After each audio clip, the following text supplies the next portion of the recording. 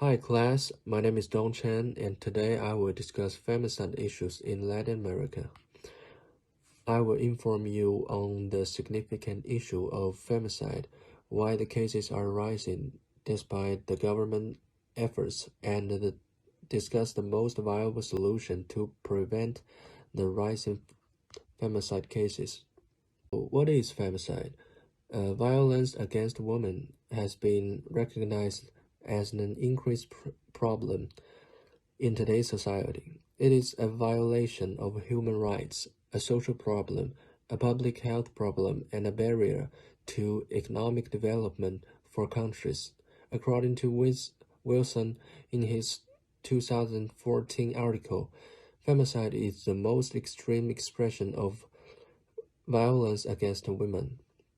It is killing women by men motivated by hate, contempt, pleasure, or the assumption of ownership of women, and encompass any women homicide committed based on gender. There are four main types of femicide in Latin America.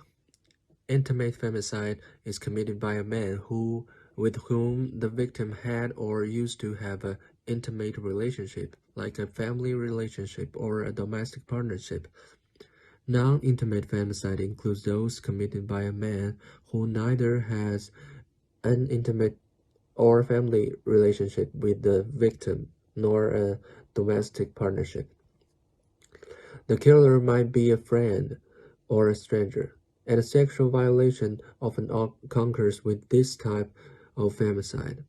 Sexual femicides are murder preceded by brutal sexual abuse and torture. Finally, accidental femicide includes killing any woman who tried to intervene or was caught in the femicide action. It is an ever-growing problem in Latin America, and it ranks second among the world's regions with the highest femicide rates. In 2019, Mexico, Honduras, Argentina, Brazil, Bolivia, and Salvador represented 82% of the global cases. Further, it is home to 14 of the 25 countries with the largest femicide rates worldwide. Different definitions of femicides make it hard to punish offenders. Also, there are differences in reporting standards and data segregation practices, making it hard to determine the offenders and arrest them. During the COVID-19 period, the lockdowns put many women in danger, and there was increased contact with the offenders and also limited their chances to report. More so, the rule of law, health, and shelters have been diverted to address the pandemic, worsen the issue. Impunity within government is found throughout nation governments, police departments, and the courts. Priest asserts that the government's unwillingness to protect women in gender-based violence cases increase the probability of femicides. If GBV and the femicides are not punished, individuals will be encouraged to commit acts of violence since there are no punishments for those who do. Due to fear, women fail to report these cases to the government. More so, there are a wide variety of femicide definitions, and this leaves many offenders not arrested. Further, higher rates of gender inequity lead a diminution value placed on women's lives. Hence, members of society are more willing to harm them.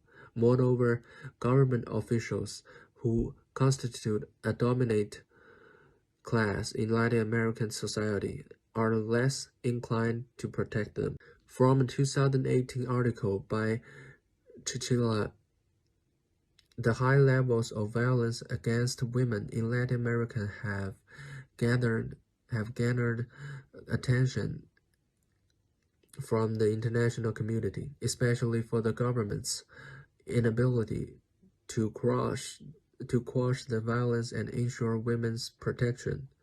In response, Latin American governments have enacted legislation to deter femicides within their borders. Some countries like Mexico have adopted longer jail sentences for femicide perpetrators, while others like Guatemala have created special courts with the exclusive mandate to adjudicate femicides. The Ninoa Menos movement was created in Argentina in response to the increase of femicides and lack of justice. More countries continue to join the movement.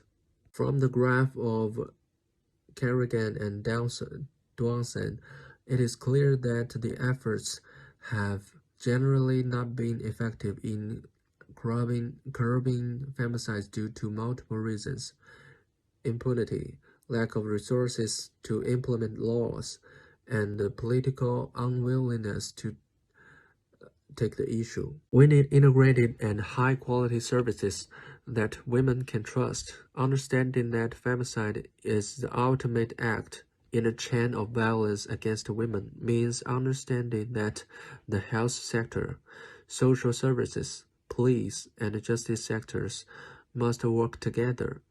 This will help to eliminate impunity in the government and institutions. A 2017 article by Joseph describes that it is important to eradicate impunity not only related to femicide, but to the overall spectrum of violence against women. Thus, a criminal's perception of the probability of arrest and punishment will make him desist from perpetrating femicide. This could be done by properly training investigators, police officers, and forensic experts, increasing campaigns and early education in the prevention of violence against women, and balancing male and female representation in courts. This solution is different from the others since it involves all members of communities. Thus, every member will have a say in what best can be done to solve the issue and also help change the perception of gender options in society. High levels of gender inequality in the region have created an environment where men freely murder women due to their gender, which is amplified by the impunity granted by government officials to gender-based crimes. The national government's failure to uphold its femicide legislation further endangers women as they grant men a license to kill women. At the justical system and the police constantly fail to protect women from GBV. The national government fails to hold the departments accountable. Although the government has made various efforts to address this issue, the rates are still high. It is not fully committed to addressing the changes on impunity. Thus, the government, private sector, and the society need to work in unity to eradicate impunity related not only to femicide, but the overall spectrum of violence against women. Thank you for your time.